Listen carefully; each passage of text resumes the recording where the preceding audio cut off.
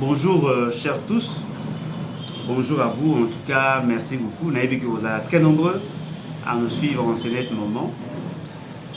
Toujours pour la question sécuritaire et on va essayer d'analyser un peu la problématique sécuritaire et dans son aspect diplomatique avec le show où M. Félix Sekedi et la Bissot. Nous allons tenter d'analyser avec vous certains faits et pour vous arriver certainement, il y a pour comprendre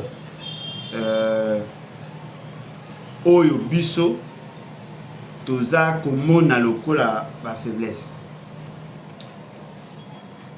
Parmi les Congolais, il y a de ceux qui pensent que nous sommes dans le bon. Balingi a ce que Bisso, n'est-ce pas, tout arrivé, il y a pour accompagner M. Félix Sekedi. M. Félix Sekedi, depuis un certain temps, a la déclaration tapageuse, justement, pour la Bisso qui a la maîtrise de tout. Il vous souviendra que M. Félix Sekedi a lobby. Il a eu à faire confiance à M. Kagame et comme à coup tout à niveau il y a aveuglément confiance après qu'il a été poignardé dans le dos et lorsqu'il parlait de ça il a tenté de vous faire croire que Akoki le Soussou Kosanganana Kagame était ainsi pour dire que Soki Kagame a eu initiative to mutu mususu azu initiative ya kosangisa ye na Kagame bafanda esika moko basolola ako répondre na invitation neti alors que biso tobandaki ko douter sur la sérieuxité na ye batu mususu bakroyaki aveuglément que azali capable, n'est-ce pas, de faire ça. Fait à liboso ezali le 21e sommet ya EAC alobi ya kokende lisusu te oleki akende atindaki Mbusa Nyamwisi Jean-Pierre Bemba 22e sommet ya EAC aboyi kokende atindaki Mbusa Nyamwisi. Les gens ont applaudi. Balobi voilà, Félix Sekedi est très sérieux. Alobai qui a okuta yasuna Kagame était, voilà, il respecte. Le Congolais, mingi na bango ba betaï maboko, le jour Oyo, ezalaki la rencontre, il y a niveau, il y a OIF, le jour où on installait la secrétaire générale de cette organisation, le fameux premier ministre Nabino Alobi a kokité ko s'afficher na photo parce que Kagame azalaki na kati. To lobela sur ces questions-là. Félix Sekedi considère le Rwanda Kagame comme un sanguinaire. Azali sous na posa ko solola na yete. Parce que pour Félix Sekedi et Bongaki que le monde comprend que Kagame n'est pas sérieux. Et lui venait maintenant pour anéantir Kagame, mettre fin à son régime. Toza vous poser question. Félix Sekedi na Kagame va koutani oui ou non? Certainement que va koutani. Lobby, comme aujourd'hui, Félix Sekedi na Kagame bakutani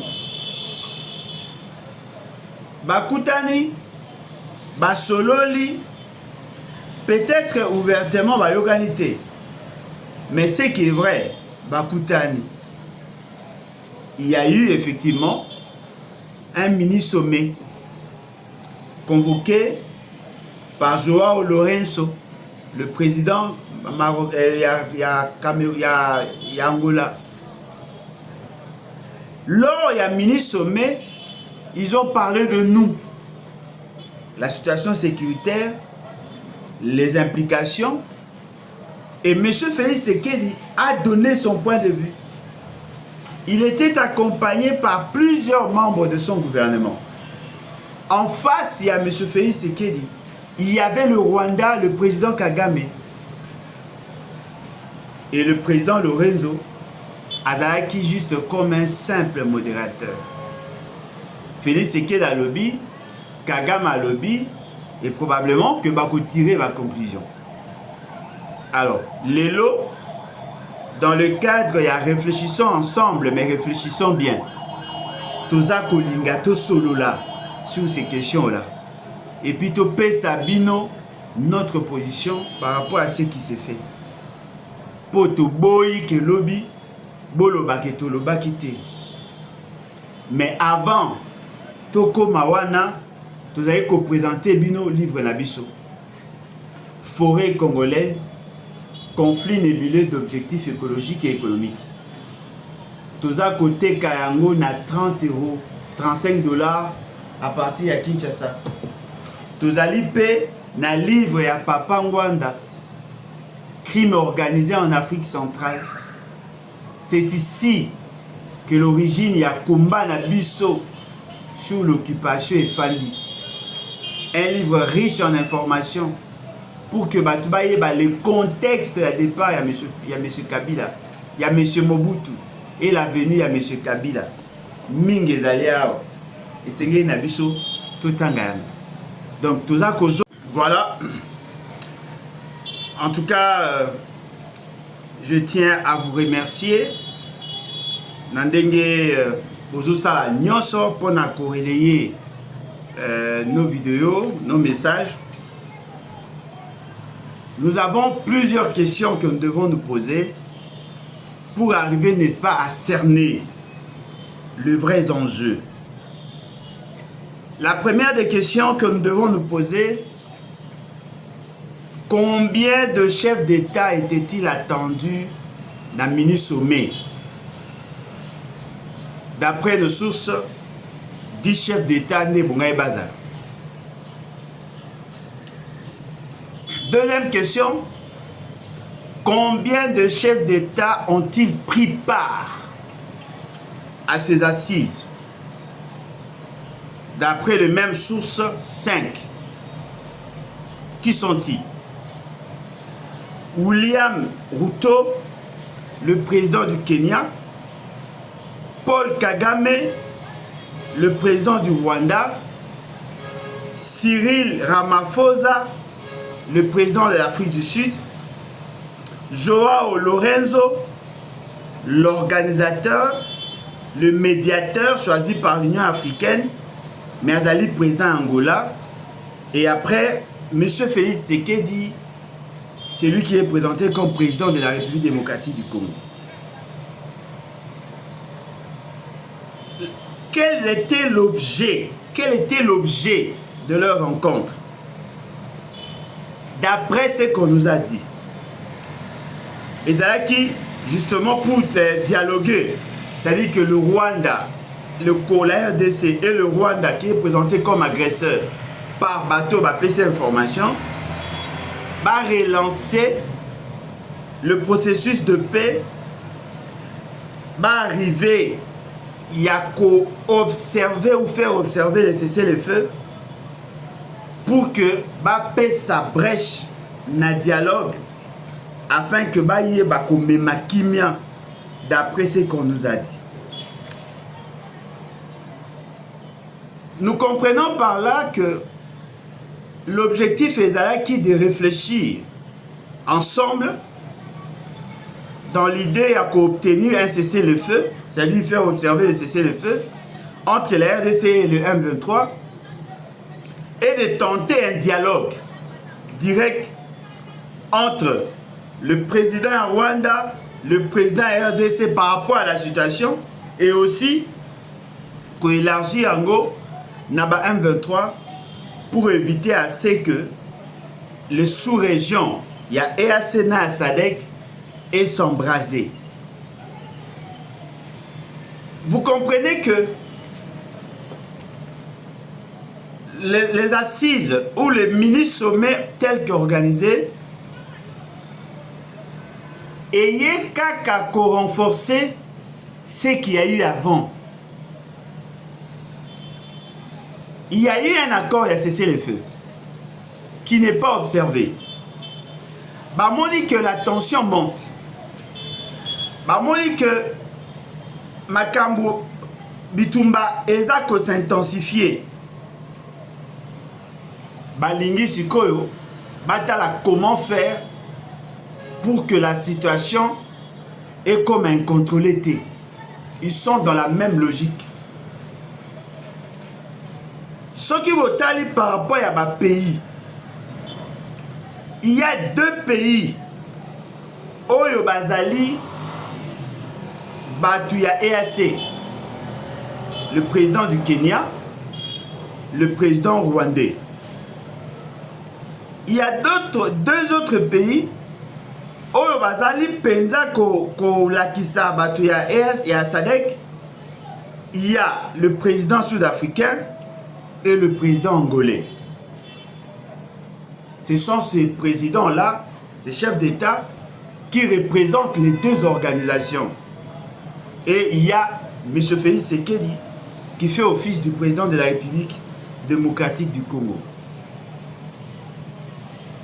Que ce soit EAC, que ce soit la SADC, tous sont dans l'idée de dialoguer. Malingi a sait que ma solution est à la trouver par le dialogue. Ce qui botali au fait c'est que dans le lobby, il ne veut pas d'une paix à n'importe quel prix. Alingi que peso qui est koya est dans la paix oyo et commettre en mal les intérêts de la République. Ça c'est ce qu'il a dit. Quels sont ses intérêts?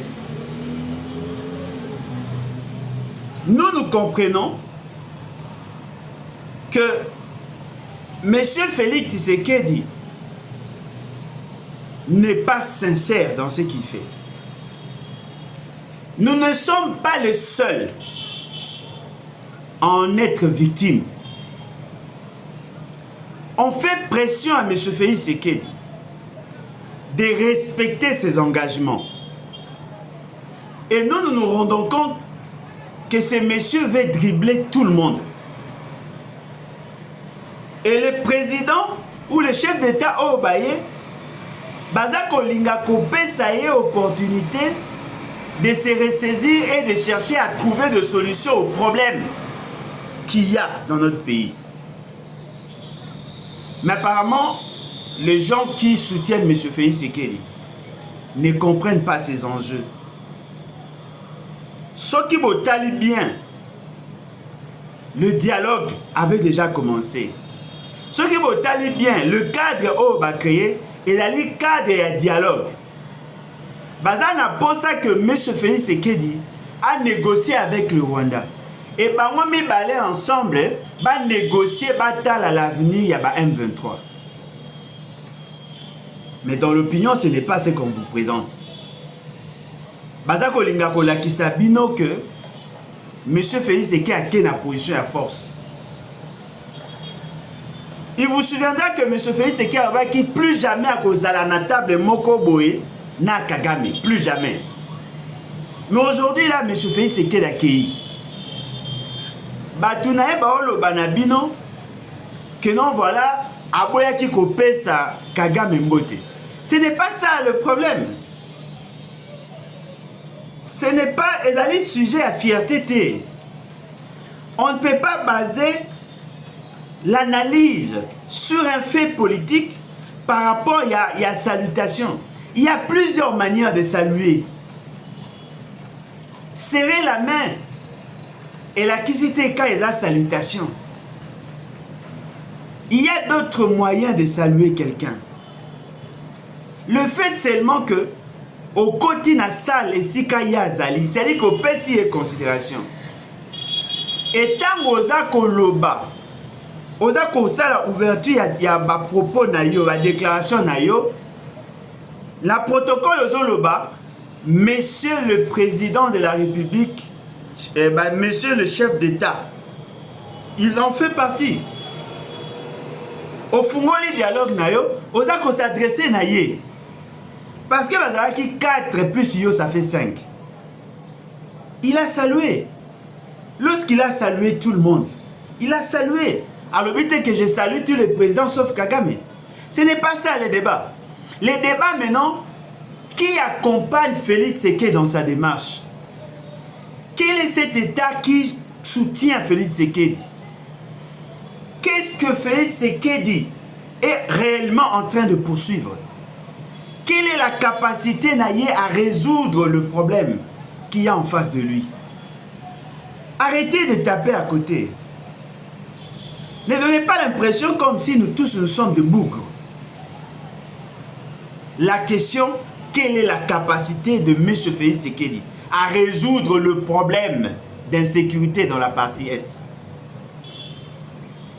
Lorsqu'il dit il ne va pas négocier la paix à n'importe quel prix, qu'est-ce qu'il entend par paix? Est-ce que la paix est allée à sens ou cessation, il y a crépitement de balles? Ce qui m'indique que c'est ce que lui considère la paix. Quels sont les mécanismes